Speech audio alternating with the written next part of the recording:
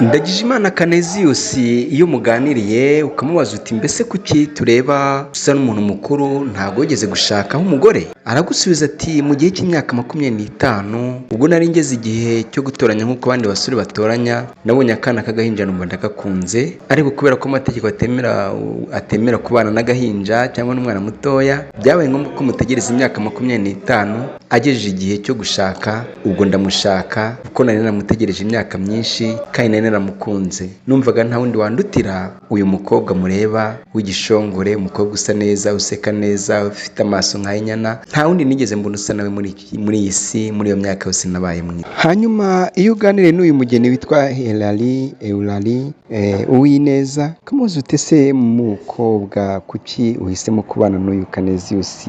Ubuze abandi bana batoya mungana? Aravuga ati ibyo ntabwo bibareba, guhitamo n'ukwanjye kandi n'uburenganzira bwanjye. Imyaka namaranye na mama ndetse na papa n'umuryango ni myinshi, ariko kandi iyo nsigaje kuba mu buzima bwanjye nayeguriye uyu mubona imbere yanjye amfashe ku rutugu imbere ya rubanda. Uyu nguyu niwe nahisemo mu basore bose nabonye nkigera ku isi, no mu nsengero aho nazengurutse hose nta wundi nabonye wandutira uyu nguyu. Uyu nguyu niwubaka umutima wanjye, ibindi mumbaza ni ibiki? Reka nongere mbasuhuze inshuti zacu mudukurikira ku muyoboro wacu wa YouTube Kumenya Ukuri TV.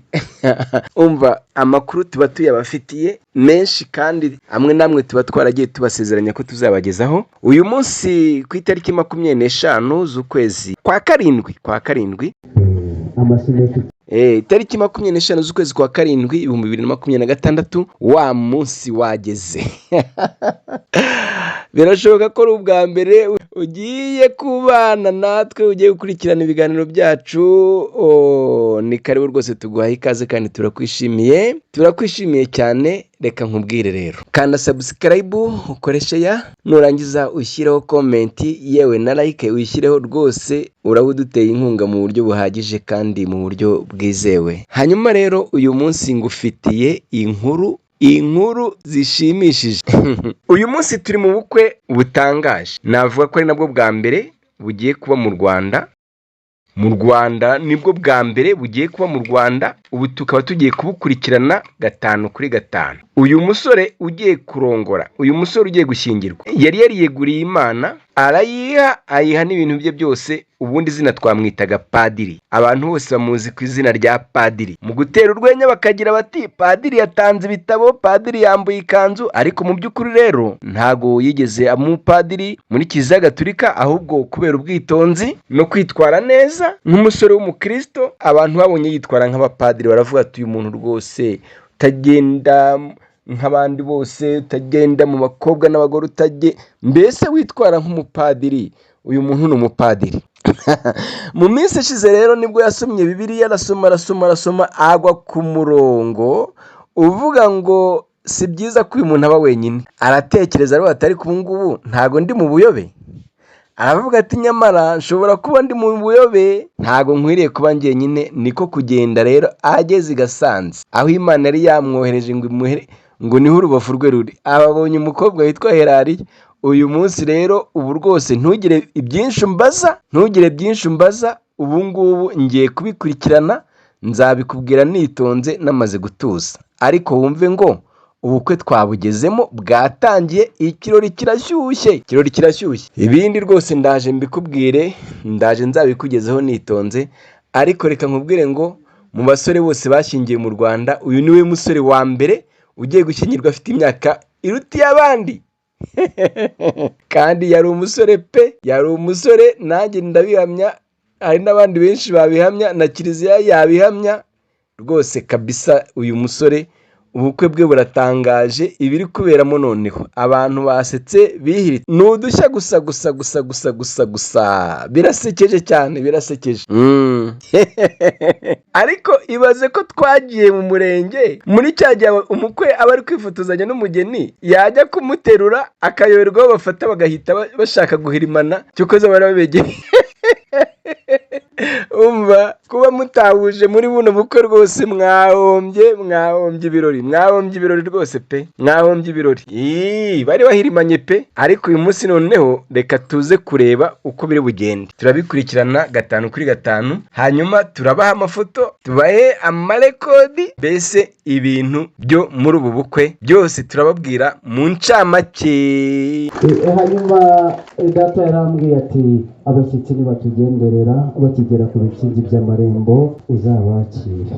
Aravuga ati nibagera mu muryango uzabakire, nibagera mu muryango nzabiyakirira. Imiryango yombi muteraniye ahangaha rero kugira ngo ngire ikindi kintu mvuga, mubanze muhe Imana amashyi, namwe mwiha amashyi.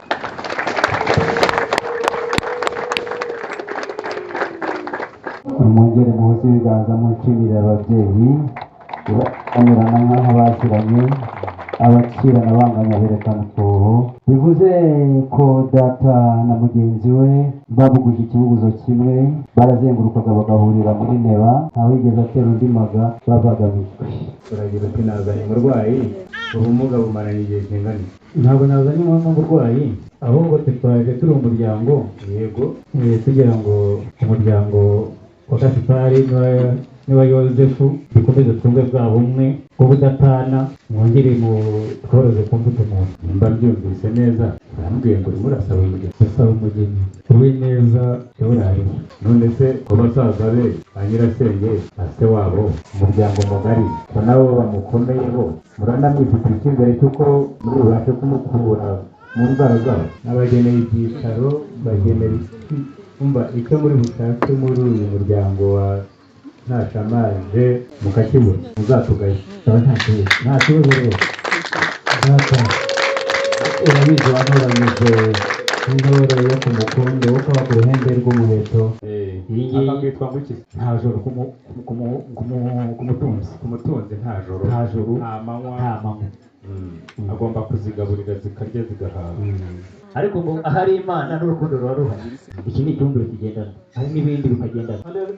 Enda mudahire ndebe ko iki ni igicuba. Aba bantu hari igihe baba ari aborozi bambeshye ngo ni abatunzi.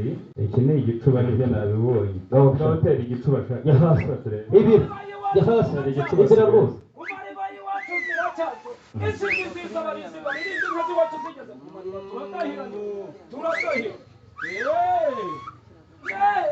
Hugira hasi n'umusenyi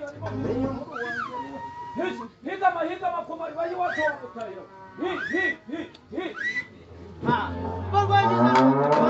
rero batahira wawe, yego, kuko abashumba bo bamaze kubwira ko tumaze kugera mu rwuri rwawe. Enda hano ngutume, tumaze kugera mu rwuri rwawe, yego, nibagende babaze abashumba. Enda ngutume jana, genda undebere muri ayo mashyo y'umugabo.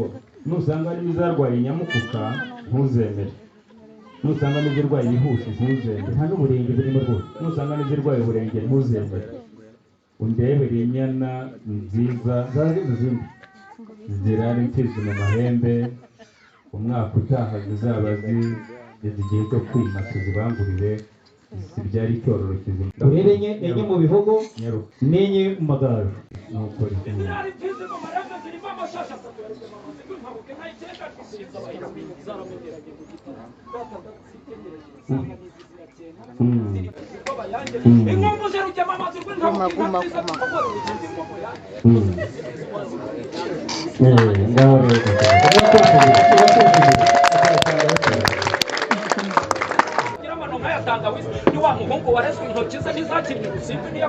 batindagije Imana naseruke Kaniziyasi aseruka aze mu gitaramo. Twamubonye ntabwo yaje kumviriza ababyeyi.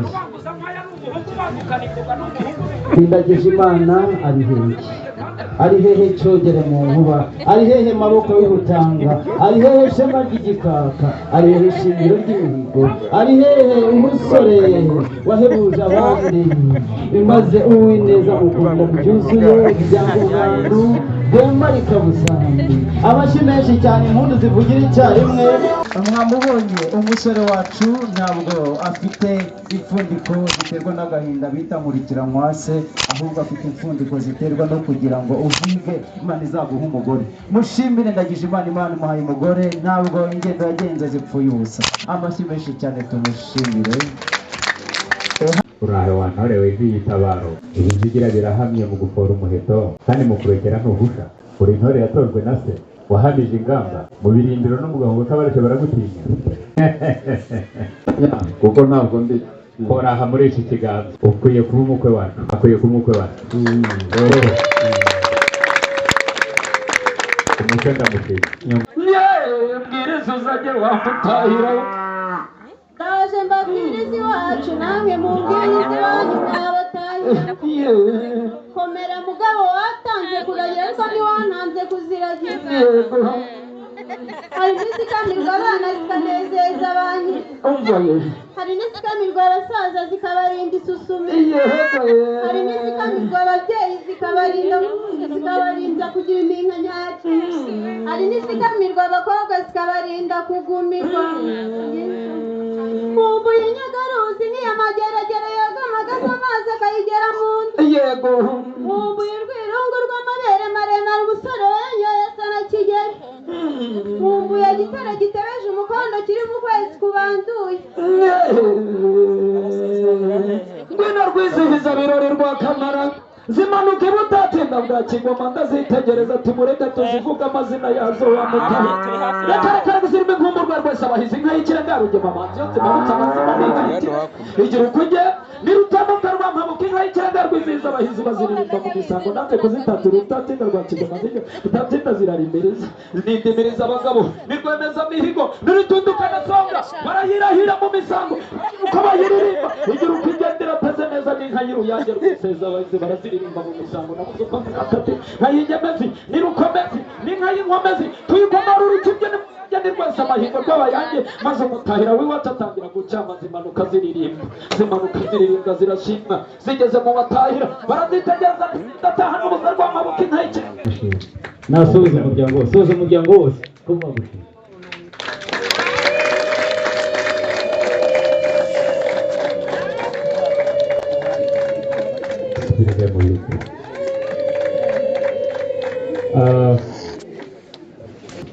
Kugira ngo mbashimire yuko imvugo yanyu ariyo ngiro, isezerano ryanyu ntabwo ari rya rindi rigwa nzira. Ibyo nababajije byose mwabisubije, ibyo twasezeranye byose murabisohoje. Ahasigaye rero umuvunane mumpariye, ahasigaye ibindi bigiye gukurikiraho ntabwo mugomba kumbaza, ndaza kwibwiriza. Murakoze. Dushimire Pare watanze ikosa ubuzima bukagenda neza, niyo mpamvu Kamezi yasaseka amasara agaseseka, niyo mpamvu asobanutse. Hanyuma Pare n'icyubahiro tukugomba cyariya ugendere ziriya ntebe ugenda ushyiraho icyumvirizo turebe ko zifite umutekano wuzuye. Buriya na perezida yagiye ahantu babanza kureba umutekano ko wuzuye. Uyu ni marishari mu rukundo, ni generali, ni perezida w'urukundo, akwiye guhabwa ishema, akwiye kubahwa bya nyabyo kuko atindiwe neza. Udafite ishyari n'umva ijambo mvuze ajya atanga amashyi, abadatanga amashyi bagufitiye ishyari. Dushimira Pare kugenda yicaraho ngo yego rwose. Pare arasobanutse nawe arafora agahuza impende. Pare ni umuntu w'umugabo. Yego Pare. Hanyuma rwose ubonye ko ari sawa, ugire gutya ikiganza tugiye gutya original n'ubigarukira. Dushimire Pare ngagaruka garuka. Muzi impamvu se mugaruye? Ndagira ngo rero kuko asanze ari sawa, ariko iyo habamo igisasu cyari guturikana Pare tugasigara na Kameziyasi yacu. Amashyi menshi cyane Kameziyasi atambuka, ariko udafite umugore ubwo ngubwo biratuma ufite umugore abangaba ntigerane tubacengere, ariko abangaba basigaye ngo nta mugabo barimo. Nta mugabo barimo ubwo nyine ntibarasha. Reka tubasengere nk'uko agira Imana mwe, ariko ubitegereje mu maso barakuze kurusha ubutaka. Mutwemere dusaba Imana ibahe gukura amaso hasi wayerekeze ku bakobwa. Uwiteka nyaguhora ku ngoma ugira neza. Abasore bacu bahagaze batsinzwe barara banditse kane nawe ufite sheri shushu be, baragenda bagasanga uko buri babusize niko bukira, barara bambaye nk'ikigori. Guteka byarabananiye urabizi, ntabwo bateka ibishyimbo byabagagana, mbese ingaramakirandi birira amandazi na capati umureti kugira ngo nyine bafashe ubuzima, ariko ni abantu b'abagabo. Buri munsi baradonera, ubushize baradonereye, none badonereye na Kaniziyasi. Ugira neza nyaguhora ku ngoma, ukora ku cyabo ukicaranya n'ibikomangoma. Uhereye umunsi abo basore baremereye bahereze gahunda ifatika, ubutaha tuzabadonereze mu izina rya Yesu, amen. Amashyi cyane Imana irabafasha. Ayimwambitse tubonye indabyo arishima nka perezida w'u Rwanda iyo yatsinze amatora y'ubutunzi kikishima, amashyi avuga icyarimwe n'impundu, papa yumva icyubahiro cy'ababyeyi. Bati rero ntabwo ari inkoni ni inyobozo, uzajya uyiyoboza ubwoko nk'uko Aburahamu yabigenje. Ati kandi intege nizikubaneja uzajye uyicumba imyaka ikubana imyaniko. Uwineza aragira ati mwarakoze kumbyarira umugabo nk'uyu nguyu ugiye kunkunda akanitesha amatama agatemba itoto, nimubona Uwineza anezerewe amwenyura mubishime. burya rero kurya ni ukwishyura. nari narabemereye yuko nzabakurikiranira ibizabera mu bukwe butandukanye, narabibemereye. rero uyu munsi reka ntangire mbavemo ideni kubera yuko ubukwe natashye bwabaye bwinshi muri uku kwezi. rero reka mbabwire udushya nagiye mbonamo. nk'uko mubizi muragira ngo ibyo nababwiye si ukuri. buriya byanze bikunze ubukwe ubwo ari bwo bwose ntabwo ushobora kujyayo ngo usange ibintu byose byabaye byiza 100%. hari n'ibiba byabaye bibi, hakaba ibiba byabaye byiza, hakaba n'ibiba byiza cyane. hakaba ba basaza baba baganira ugasanga hari aho anyuzemo agategwa, hakaba na ba bandi bita abasangiza misango nabo anyuzamo agategwa. ariko ntabwo mba najyanywe no kureba ibyabaye bibi, ahubwo ngenda ndobanura ibyabaye byiza. ariko ngira ngo murabizi ko sinabemereye ibyiza, kubabwira ibyiza nta nubwo nabemereye kubabwira ibibi, ahubwo nabemereye kuzababwira udushya twagiye tubonekamo ku buryo ubukwe bwose bugira udushya twabwo. agashya rero kabaye mu bukwe bwa Kaneziyo na Eulali ejo ku itariki 25 nabonyemo kuva navuka, cyangwa se mu bundi bukwe bwose bwabayeho natashye. nisubire njye kumureba yambaye imikenyero itagira ukurisa, ni umukobwa mwiza ufite intoki ndende, ay'inganzo yadutwaye mba numva inganzo itakiza umutsi wanjye niyigengereje. ako ni agashya ka mbere nabonye. hanyuma akandi gashya ka kabiri ni uko umukwe washyingiwe ejo, umusore rwose niwe umusore w'intarumikwa. byagaragaraga yuko ari we mu Rwanda ushobora kuba ashyingiwe akiri umusore, utabanaga n'umugore nawe wari ufite imyaka irutiye abariya bandi bose bagiye bashyingirwa. kuko ninkwereka ifoto urabona yuko yararangije imyaka 21 umunyarwanda aba yemereye kuba yakora ubukwe. 21 ninkwereka ifoto ye uraza gusanga rwose ayirengeje. uze kunyandikira muri komenti umbwire uti ndabona pare afite imyaka nk'iyi ngiyi, unyandikire muri komenti umbwire uti umukwe nawe ndabona afite iyi ngiyi, noneho tugereranye na bwa bundi twatashye bwinshi butandukanye. dore ko nagiye nipositingira amafoto abantu bagaseka, na positinga amafoto abantu bagaseka. ndavuga ntibanza rero ubu aka nako ni agashya, ako si kamwe. hanyuma rero tugeze akandi gashya kabayemo, tugeze muri cya gihe cy'imisango. umugeni bari bamutwimye rwose. cyokoze nyirasenge w'umukobwa arabyumvira, aba arahagurutse ati nanjye mfite ijambo. mwa basaza mwe mwikuharira ijambo nanjye mureke ngira icyo nivugira. arahaguruka ati murakoze cyane kumpa ijambo, tirata mwabakwe mwe kwirwa muvunika umugeni, ngewe ku rwanjye ruhande ndi nyirasenge ndamubahaye nimumwijyanire. abantu bose baraseka barihirika, baravuga ati se noneho nyirasenge abonye bari kuturushya bashaka kutwima umugeni, none we ku rwe ruhande ahise amuduha rwose. ubwo ntibyatinze nyine, ntago twari kuvuga ngo nyirasenge n'uduha umugeni apfa kuba yarabyemeye. ubwo twarasabye nyine turakwa turanakwa, twakoye inka nziza rwose, twari dufite n'umutahira w'umukobwa. ko se ugira ngo sibwo bwa mbere nari ntashye ubukwe burimo umutahira w'umukobwa? arikaraga rwose akivuga, reka sinakubwira, umva twese twatashye imbavu zirimo ziraturya. urumva ko twari udushya rwose. akandi gashya kabayeho ni uko nta handi nari ndajya mu bukwe ngo numve aho bahagurutsa umusore ngo bagire ibibazo bamubaza. yarangiza nawe akabisubiza nk'intore. Ubundi nari menyereye ko bibaza abasaza bagiye gusa, ariko no byageze naho musubira mubaza nyine bamubaza ibibazo, niba ngombwa ndaza kubikumvisha, ariko abisubiza nk'umuntu rwose warabyitoje. Hanyuma rero se ntago nagiye mbara ngo agashya ka mbere agashya ka kabiri, kuko twari udushya twinshi. Akandi gashya rero numvise ni uko mu bukwe bwose natashye, mu bukwe bwose nawe watashye unyandikire muri comment uze kumbwira. Ni ubwa mbere bahabamo umwanya wo gusengera abasore bananiwe kurongora, abasore barengeje imyaka 21 bakabapfukamisha bakabasengera. Wari wajya mu bukuru umusore bakakubwira ngo haguruka tugusengere, ariko bari gusenga hari abo nanjye nagiye mvuga amazina nkawe nawe narakuvuze, nawe narakuvuze, n'abakobwa nabo nawe narakuvuze. Mbese nanjye muri iryo sengesho navuzemo abantu benshi. Ubwo rero ejo bundi nimumara gusubizwa muzibuke yuko mubabasengeye nanjye nari ndimo, hanyuma mujyane ituro ry'ishimwe mu rusengero aho musengera, muvuge muti wa musaza yagiye kureba udushya natwe aradusengera. Bageze aho basengera abasore batari gushaka cyangwa se batinze gushaka. Hanyuma rero si nibyo byabaye gusa, bya bindi abaye musi cyangwa se abasangiza misango bakunda kuvuga ngo umugeni ngo ugiye atarize ngo aba ari inkunguzi. Umugeni rwose baduhaye ntabwo ari inkunguzi, nawe yararize arihanagura. Noneho ikintu gitangaje nuko musaza yabonye mushiki warize, nawe araturika ararira, arize bamwegereza mikoro. Umva kuba utaraje ngo tujyane mu bukwe rwose warihombeye pe, warihombeye. Hanyuma rero MC nawe yongera kwibutsa abantu bashatse bashingiwe, abibutsa yuko bagomba gufata abo bashakanye neza. Arangije arabwira ngo umugore ngo ameze nk'ibati ryo ku nzu,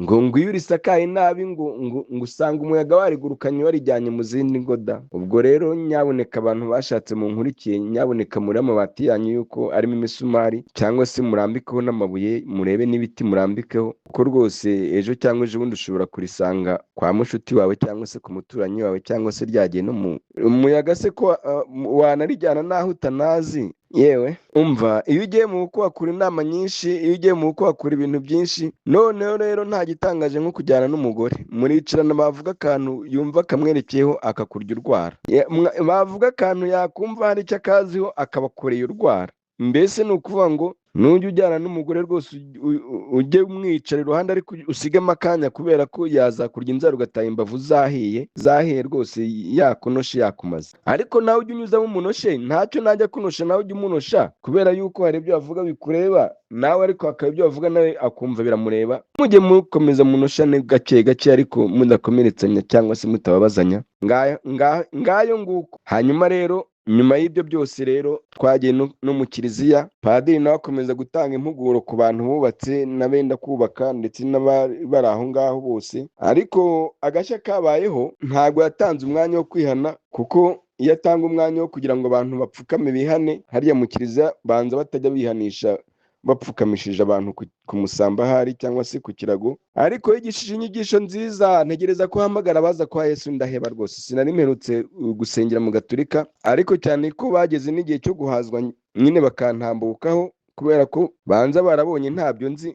Ariko nta kibazo, nanjye naravuze nti iwacu tuzahazwa ejo. Ubwo rwose nzajya guhazwa iwacu nta kibazo. Rero reka mbareke mukomeze mugubwe neza mukurikirana ibiganiro byacu, kandi niba utarakoze subscribe ushyireho rwose, ukore kuri iriya nzogera, ushyireho komenti, utubwire nawe ibyo wabonye mu bukwe butandukanye. Dore nagiye nohereza amafoto agiye atandukanye, udushya twahabaye, uburyo abantu bari bambaye neza banezerewe bishimye, ibintu byari ibirori, byari bitangaje.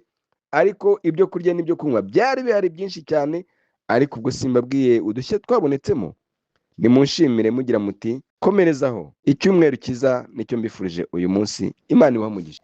Naho ubundi inshuti zanjye, udushya twabereye muri ubu bukwe bwa Ndagijimana Canezio na Eulari, ntago ngiye kutuvuga twose, ngira ngo iminota yaza kuba myinshi yarenga, kandi muba mushaka ko mbakorera ibintu bitarambiranye. Ariko reka mbabwire ngo umukwe yaratubyiniye kubera ibyishimo, arabyina. Umva, namufashe akavideo kagufiya arimo aratubyinira, n'umugeni arabyina. Umva, barabyina ibintu birakomera. Cyane mwebwe mumenyere kujya mwibyinira ingwatira, mwizunguza gake gake. Reka wera taratse, harya ngo Dawidi niwe yigeze gutaraka umwenda ukagwa.